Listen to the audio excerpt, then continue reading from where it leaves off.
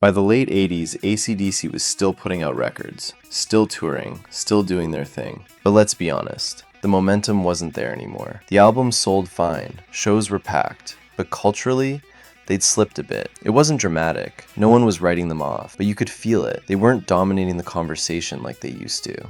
And look, ACDC never chased trends. That's part of why people love them. They stuck to their sound while everyone else was trying to be the next big thing. But that stubbornness came with a cost. By '89, they needed something that cut through again. Not a reinvention, just a reminder of what made them dangerous in the first place. And here's where it gets interesting. The song that pulled them back didn't start as a song at all. It started with Angus, alone, running through a guitar exercise. Just a technical drill. Fast, repetitive, no real purpose. He wasn't trying to write anything, he was just keeping his hands sharp. So here's what's crazy. Angus wasn't trying to write a hit. There was no deadline, no big creative moment. He was just messing around in a room by himself. Same red SG he always played, same setup, and he starts running this fast, repetitive pattern across the strings. Open notes, up and down, clean and mechanical. It's the kind of thing you do as a technical drill, not musical, just physical. Your hands keeping sharp. But he kept playing it over and over, faster, tighter, and it had this weird brightness to it, almost robotic, honestly. Still, he's not thinking this is a song. There's no chorus in his head, no lyrics, no direction. It's just a riff that feels good to play. Now, most riffs like that, they disappear. You run through them once, maybe twice, then forget about them. But this one stuck around, because Malcolm was listening.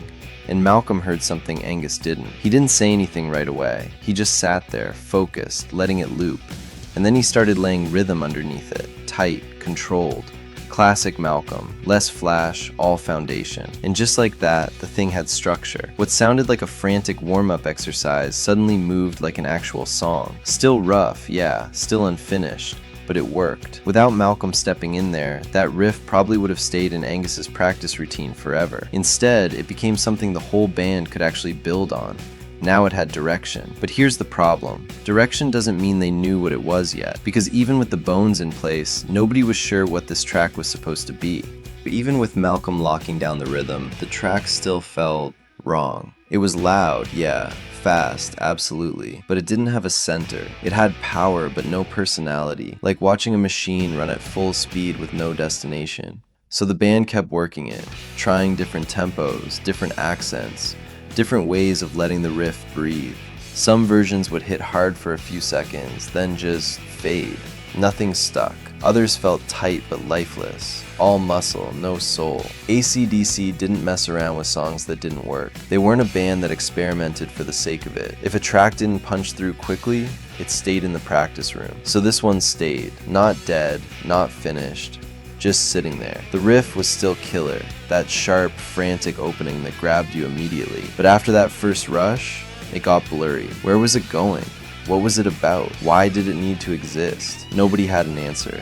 They kept running it, stripping it down, building it back up. Nothing clicked. No chorus that felt inevitable. No hook you'd want to scream back at them. Just raw energy with nowhere to go. And energy alone doesn't make a song legendary. It just makes it loud, then forgettable. So the track sat in this weird limbo. Too good to trash, too messy to finish. It was a riff searching for a reason to exist. The kind of thing that either disappears forever or suddenly finds its moment. But that moment hadn't come yet. What it needed wasn't another chord change or a different drum pattern. It needed a feeling, a word, something that captured what that opening riff actually did to you. Sudden, violent, unavoidable. And until they found that word, the song stayed stuck. Now here's where it gets simple. The song didn't get its name from some deep brainstorming session or poetic inspiration. It came from how the damn thing hit. That opening riff didn't feel musical. It felt physical, like a crack in the air, like something slamming down without warning. Loud, sharp, impossible to ignore. Someone said thunder, someone else said struck, and that was it. No debate, no overthinking. Thunderstruck. Not symbolic, not poetic, just accurate. The name didn't explain the song, it matched it. That violent jolt in the first second. The way the riff crashed in before you even had time to brace yourself. Now the track had an identity, Not a story, not a message, a sensation. And once the name locked in, everything else started falling into place. The song wasn't just noise anymore. It had presence. But a name alone doesn't make a track unforgettable. What came next would decide whether Thunderstruck was just another solid ACDC song or something way bigger. Okay, so once they had the name, the song still felt incomplete in one big way: the lyrics. Not because they were bad, they just didn't exist yet. Brian Johnson didn't walk in with some story he wanted to tell. No big concept, no metaphor. He listened to the track and felt the same thing everyone else did: impact. That opening riff wasn't asking for a narrative. It wasn't philosophical. It didn't want interpretation. It just hit. So Brian wrote to match that energy. Short lines, big sounds, simple phrases. Nothing clever, nothing poetic, just movement. He wasn't trying to explain anything. He was trying to keep pace with the damn riff, the speed, the aggression, the way it felt like it was cutting through the air. Thunderstruck, over and over. Not because it was deep, because it worked. It fit the rhythm. It matched the punch. The words became part of the percussion, almost like another instrument. And that's the thing about ACDC. They never needed poetry. They needed something that could survive volume. Something that made sense in a stadium full of screaming people. Something you could shout without thinking about it. No backstory required. Just sound. The verses didn't build a world. They built momentum. The chorus didn't deliver a message. It delivered a jolt. And suddenly, the track didn't feel hollow anymore. It felt tight, focused, relentless. Like it finally knew what it was. But here's where it gets interesting. The song stopped belonging to the band. It started belonging to the riff. That intro became the entire identity. The first second became what people remembered. They didn't wait for the chorus. They didn't wait for Brian's voice. They reacted instantly. That opening cascade of notes became the whole story. And the band? They knew it. They didn't fight it. They leaned into it. Because sometimes the loudest part of a song isn't the singing. It's the moment everything begins. And that moment had already taken over. Most people don't even wait. They don't wait for the beat to drop. They don't wait for Brian to come in. They definitely don't wait for the chorus. The first second hits and something automatic happens. Heads turn, eyes light up. The energy in the room shifts. Everyone already knows what's coming. The riff became the song. Not the lyrics, not the melody, not even the band's name. Just that sharp, racing line of sound. And it wasn't planned that way. Nobody sat in the studio thinking, let's make the intro more famous than the actual song. It just happened. The moment Thunderstruck started being played live, the reaction was instant. Crowds didn't ease into it. They didn't warm up. They exploded. Before Brian even touched the mic, the place was already loud. That intro didn't invite attention.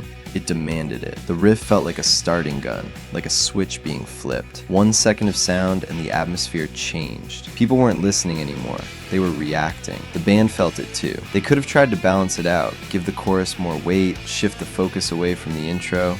They didn't. They leaned into it. Because once something hits that hard, you don't get in its way. The song stopped feeling like a track on an album. It became a signal. A trigger. One sound and the energy in the room doubled. It didn't matter if you knew the lyrics. It didn't matter if you were a hardcore fan. That riff spoke first, and it spoke loud. Suddenly, ACDC wasn't just playing shows again. They were controlling rooms.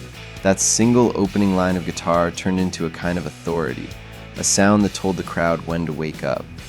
Thunderstruck wasn't just heard, it was felt, and the band never had to explain it, never had to promote it like a comeback.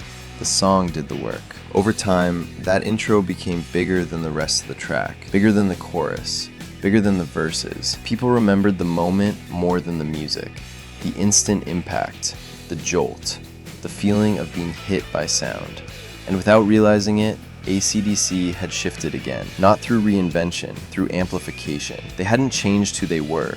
They just reminded the world how loud they could be. But the full effect of Thunderstruck didn't stop at concerts. What happened next pushed the band back into the center of rock culture, without ever announcing a comeback. Nobody stood on a stage and declared it.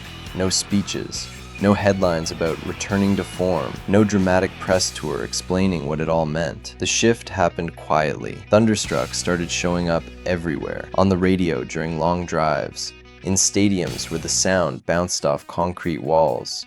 In sports arenas, where the crowd didn't even wait for the chorus, that opening riff became a signal. 1 second of sound, and the atmosphere changed. People didn't think about ACDC anymore. They felt them again. Suddenly, the band wasn't just a memory from another decade. They were present. Not reinvented, not polished, just loud. The kind of loud that didn't need an explanation. The Razor's Edge didn't crawl up the charts. It moved fast.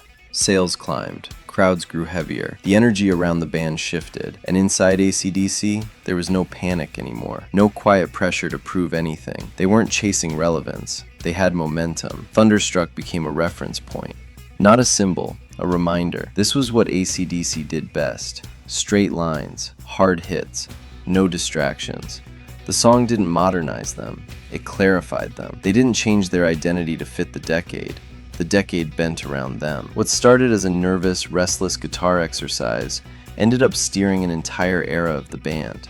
Not through meaning, not through message, through force, through volume, through a riff that refused to fade.